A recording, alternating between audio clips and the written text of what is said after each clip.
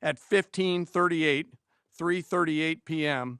on Friday, February 27th, the United States Central Command, through the Secretary of War, received the final go order from President Trump.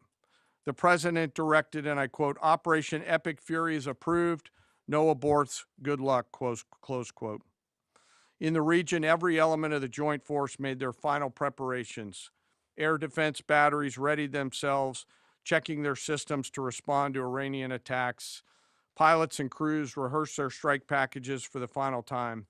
Air crews began loading their final weapons, and two carrier strike groups began to move towards their launching points. Across the globe, our operations centers came alive in Tampa, Florida, here at the Pentagon, and of course forward in the Central Command AOR.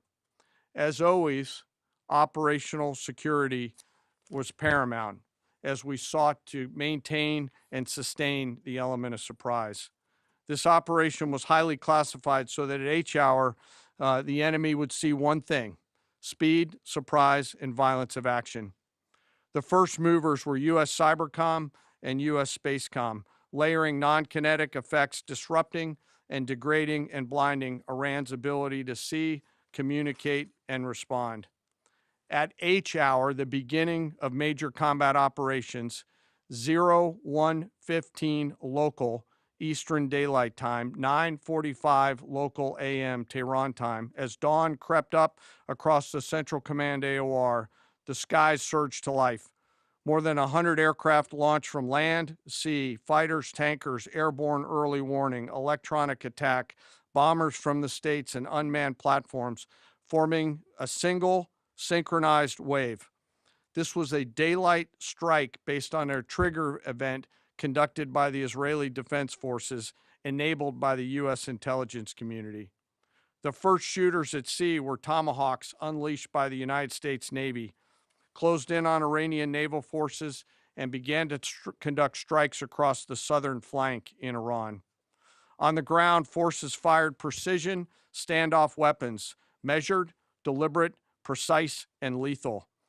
This was a massive, overwhelming attack across all domains of warfare, striking more than 1,000 targets in the first 24 hours. We are now roughly 57 hours into the operation. In the initial phase, CENTCOM's focus was systematic targeting of Iranians' command and control infrastructure, naval forces, ballistic missile sites, and intelligence infrastructure designed to daze and confuse them.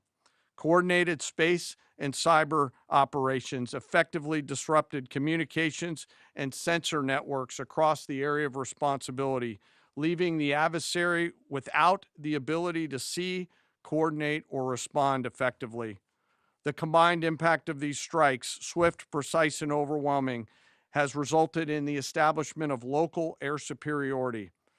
This air superiority will not only enhance the protection of our forces, but also allow them to continue the work over Iran. Over the course of the last 2 days, the Joint Force has launched hundreds of missions from land and sea and delivered tens of thousands of pieces of ordnance. The effort continues to scale. This included American B-2 bombers, which again, similar to Midnight Hammer, flew a 37-hour round-trip sortie from the continental United States, dropping precision, penetrating munitions on Iranian underground facilities across the southern flank and slightly deeper. Additionally, Israel has separately executed hundreds of sorties against hundreds of targets. Beyond Air Force and Navy aircraft strike packages, coordinated salvos of precision standoff weapons from across the region have neutralized hundreds of pre-planned targets. As I mentioned earlier, in support of these kinetic operations, U.S. Cybercom and Spacecom have continuously layered effects to disrupt, disorient, and confuse the enemy. I will note that this operation had several combat firsts, which I'll allow at some point in the future Admiral Cooper to talk about, since he owns the AOR. While we've prosecuted a relentless offensive campaign, our defense has been equally important. Across the theater, operations have remained steady and disciplined. Once again, our integrated air and missile defense network is performing exactly as it's intended. U.S. Patriot and THAAD batteries, along with ballistic missile defense capable Navy destroyers, continue to coordinate and execute intercepts with precision and consistency. I wish that every American could hear the voice communications like I have as these joint operations centers remain calm, focused, and cool while executing under fire over and over again. Collectively, these systems have intercepted hundreds of ballistic missiles targeting U.S. forces, our partners, and regional stability. The threat from one-way attack UAVs has remained persistent. Our systems have proven effective in countering these platforms, engaging targets rapidly. Each intercept represents hundreds of hours of training, readiness, and technology all coming together to work as designed. We will remain vigilant in the counter UAV fight. And the defense of the region is not ours alone. As the threat grew, our partners surged in beside us. Air defense batteries in Qatar, the UAE, Kuwait, Jordan, and Saudi Arabia joined the fight, proof positive that years of training, trust, and hard-earned integration pay off. I am aware of the loss of 3 U.S. Air Force F-15Es overnight in the region. I am grateful for the safety of the crews, and we know that this was not from hostile enemy fire.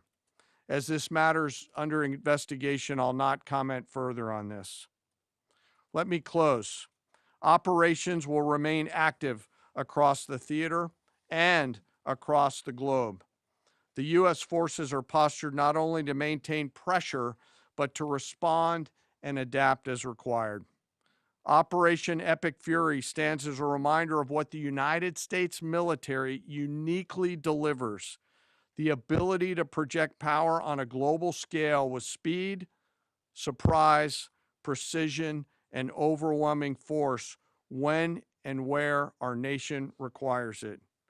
What we've demonstrated over the past several days reflects years of investment in readiness, joint integration, and professionalism of the joint force. As major combat operations continue across CENTCOM, we remain engaged globally. America's joint force retains the credibility, capacity, and flexibility to respond to any contingency anywhere in the world at any time. To those who would test our resolve or threaten the United States, our allies, or our interests, understand clearly we can reach you, we can sustain the fight, and we can scale the fight, and we will prevail. To the American people, your joint force remains steady, frosty, calm, and focused. Your service members are trained, disciplined, and determined. We understand the risks of this mission and the weight of the responsibility that we carry. We also recognize that our families also shoulder the burden at home. You are a part of this too. I am proud today, as I am every day, to stand as a member of America's joint force. There is no mission too complex, no distance too great, and no adversary too determined for the men and women who wear our nation's uniform. We mourn our fallen, we honor their families, and we continue our mission with focus, unity, and strength.